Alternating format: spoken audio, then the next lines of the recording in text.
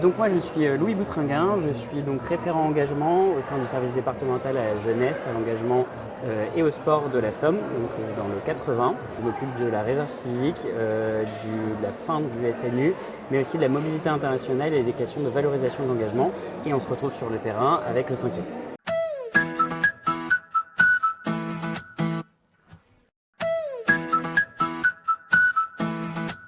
Alors déjà, j'aimerais quand même dire, il y a quelque chose qui moi me touche, c'est-à-dire que moi, donc je suis encore un peu jeune moi-même, parce que je suis encore dans les dispositifs jeunesse, et c'est l'expression des jeunes. C'est-à-dire que moi, il y a une phrase qui m'a touché quand ils ont passé les parrains qui ont présenté le festival, et c'était Michel Bernier qui a dit faites des trucs chiants, faites des trucs drôles, mais faites des trucs.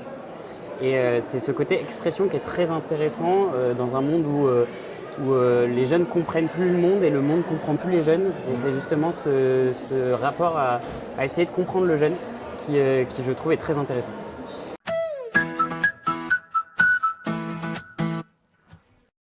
Au-delà même des problématiques, je dirais que les adultes n'ont pas forcément du mal à entendre. Ouais. Je dirais qu'ils n'ont pas forcément envie d'écouter. Tout simplement parce que là on a des problématiques qui sont quand même assez porteuses. On a des dispositifs sur ces pratiques, enfin sur ces thèmes pardon. On a beaucoup parlé des thématiques du harcèlement. Là on a des dispositifs dans l'éducation nationale qui sont déjà portés, je pense au dispositif phare. Mais c'est peut-être le regard et la co-construction qui nous manquent. Alors le dispositif phare est peut-être le moins bon exemple puisqu'il y a des ambassadeurs, etc. Mais ça reste toujours porté par des adultes et des jeunes qui suivent le mouvement. Et peut-être que justement là on a une inversion peut-être des rôles pour une fois où le jeune vient porter et porteur et vient présenter son film pour lutter contre le harcèlement. Et le deuxième, et ça c'est plus un thème directement, et moi j'ai été très touché par ce thème puisque j'en ai parlé avec des collègues. C'est donc le premier film qui a été porté, c'était sur le futur, la peur du futur. Je pense que toutes les générations ont eu un moment peur du futur, moi y compris, et je pense que toi aussi. Ouais, c'est clair. Mais cette génération, je pense qu'elle est encore plus exposée de par deux choses, le contexte, mais aussi l'accès à l'information.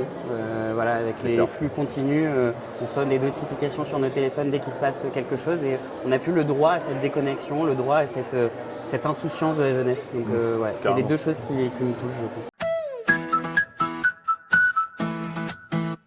Non, je pense qu'ils n'en parlent pas différemment. Peut-être qu'ils la reçoivent différemment. Ouais, et peut-être avec le même langage. Exactement, aussi. Voilà. Je pense que quand on parle de prévention, c'est toujours quelque chose ça résonne chez eux, ça résonne, c'est sûr et certain. Là, on le voit, puisque c'est majoritairement des projets où ils sont volontaires. Ouais. Donc, si ça ne résonnerait pas, ils ne seraient pas là. Et même, on voit sur les volontaires en service civique, où il y a beaucoup de prévention à la santé mentale. Je pense là, je vois Unicité qui est juste derrière, donc je suis obligé de les caler. Mais ouais, il y a beaucoup de dispositifs de prévention auxquels ils adhèrent. Mais voilà, la question, c'est la question de l'aller vers. Et peut-être qu'ils entendent, mais ils n'écoutent pas forcément. Oui. Alors, pas parce qu'ils n'en ont pas envie, mais peut-être aussi parce qu'on n'arrive pas à les capter. Donc on parle le même langage, mais pour autant on n'arrive pas à discuter. C'est là où peut-être que l'éducation nationale est peut-être un poil plus loin que l'éduc-pop, qui se rapproche plus du jeune dans la façon de parler, je parle, dans le côté grand frère peut-être des fois. En général, l'éducation non formelle permet ce genre de choses plus facilement, de par la co-construction, la participation du jeune directement, ce qui n'empêche pas dans l'éducation nationale d'importer l'éducation non formelle. Il faut bien faire la différence entre ça, mais c'est vrai que les techniques et les méthodes de l'éduc-pop permettent peut-être plus facilement justement ce dialogue. J'en ai déjà un peu parlé, mais je pense que c'est les thématiques du harcèlement. En général, moi j'ai été moi je me suis posé la question de comment était faite l'ordre de projection. Est-ce que justement c'était par thème? Parce que j'ai quand même retrouvé un thème commun. Ouais. Alors c'est difficile de mettre un mot sur ça, mais les thématiques du harcèlement, de la peur du futur, j'aurais tendance à dire que c'est des problématiques de santé mentale. En fait, je pense que la santé mentale est omniprésente. Et elle le sera dans les films. Alors, du coup, on n'a pas tout vu, aujourd'hui, mais je pense qu'elle le sera omniprésente, tout simplement parce que c'est peut-être la problématique de la jeunesse actuellement. pas qu'elle ne l'était pas avant, mais non, mais c'est un vrai problème de société. C'est ça. Je pense que, et en plus de ça, comme on dépiste, comme on a parlé de l'état du monde, mais je pense que ça n'aide pas, et que la santé mentale est vraiment le thème, je dirais, du festival. Pardon. Déjà, j'ai été agréablement surpris de la participation des jeunes. On a tendance à créer des événements à destination des jeunes où ils sont la participation est obligatoire. Donc on les voit flâner dans les stands, dans les villages citoyens. Et en fait, ils ne parlent pas réellement aux associations parce qu'ils ne souscrivent pas vraiment à la démarche de venir dans cet endroit. Là, le fait que ce soit très volontaire, qu'il y ait un projet, qu'il y ait une espèce de... parler d'émancipation, mais le fait que le jeune participe au projet de A à Z, ça va l'attacher au projet et donc du coup il va clairement être acteur de la démarche et donc il va avoir une ferveur. On l'a vu dans le public, moi j'ai été extrêmement... C'est ce que j'allais dire, il y a une vraie ambiance de public qui est folle. Ouais, c'est dingue, on se croirait à un concert quand... c'est génial. L'engagement, c'est de susciter l'engagement chez les jeunes. Alors je ne dis pas que c'est facile, et je pense que c'est une des problématiques même dans nos services, comment susciter l'engagement des jeunes. Mais je pense qu'il faut réussir à fédérer les jeunes autour d'un projet, et je pense que la co-construction, la participation du jeune, demander son avis, l'associer au projet, ça peut que faciliter justement cet engagement. Puis ça demande un vrai engagement, même de l'animateur en soi. Sûr. On va pas se mentir, c'est quand même des projets qui sont assez, pas lourds, mais qui prennent du temps, qui prennent de l'énergie. Donc effectivement, c'est un vrai engagement de tout le monde et de l'animateur et du jeune. Moi, je dis bravo. Alors, encore une fois, c'est ce qu'on avait le débat aussi. Un grand bravo aux animateurs, franchement, parce que c'est du temps, c'est un engagement, parce qu'il y a du bénévolat. Voilà. Même si les missions, leurs missions sont assez larges et qu'on pourrait dire que ça rentre dedans, faut quand même porter le projet, il faut répondre à un appel à projet, faut aller sortir le jeune, il faut lui dire ah non, il faut faire ça, il faut aussi apprendre parce que gérer des jeunes sur une caméra, sur un lieu de tournage, c'est pas pareil que gérer des jeunes dans un espace, dans une activité qu'on connaît.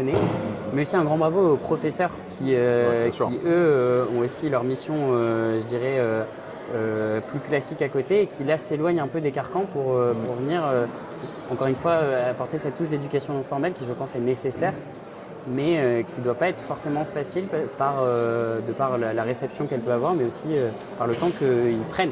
Puis je pense qu'en plus, quand tu parles de professeurs, etc., de tous ces personnes très formelles auprès du jeune, ça doit changer de casquette dans la tête du jeune, en tout cas, de justement voir leur prof plus détendu. T'aurais dû venir avec nous parce que c'est exactement ce qu'on a parlé quand on a rencontré les jeunes. On a demandé aussi directement aux professeurs qu'est-ce que ça avait changé dans la relation. Yes. Et là, complètement différent. Le professeur, là, on n'est plus sur une relation prof-élève. Là, on est plus sur une relation animateur-jeune. Yes. Donc ça, c'est beau aussi parce que ça permet aussi que ce soit dans la manière d'aborder les choses, le professeur modifie complètement sa pédagogie parce qu'il y a quand même de la pédagogie. C'est pas parce qu'on est sur des temps non formels qu'il n'y a pas de pédagogie. Et aussi du jeune, ça lui permet de vivre un moment privilégié avec une personne avec qui il y avait un espace qui était peut-être parfois pas comblé. Ça devient peut-être presque une vraie relation humaine. Exactement. Du coup. Exactement. Et puis on parle souvent des profs qui nous marquent. Tout le monde a des profs qui nous marquent. C'est clair. C'est peut-être dans ces temps informels qui nous marquent le plus.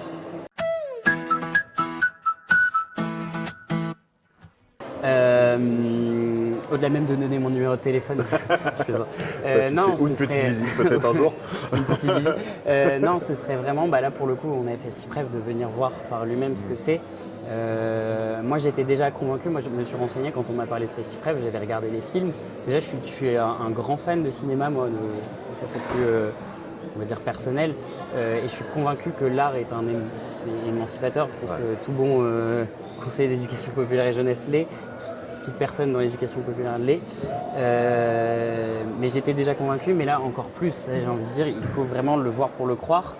On peut le croire sans le voir, mais là c'est encore plus vrai.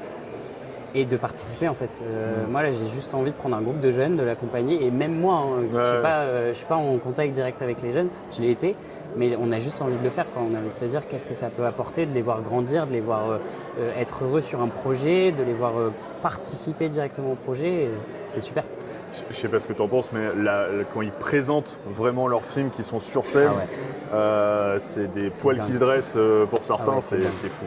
Et puis, moi j'ai été choqué de l'aisance de certains. Ouais, c'est vrai. Franchement, moi je me remets en troisième. Ouais. Je suis pas sûr que devant une salle comme ça remplie, avec des lumières, avec un micro, je puisse faire ce qu'ils ont fait.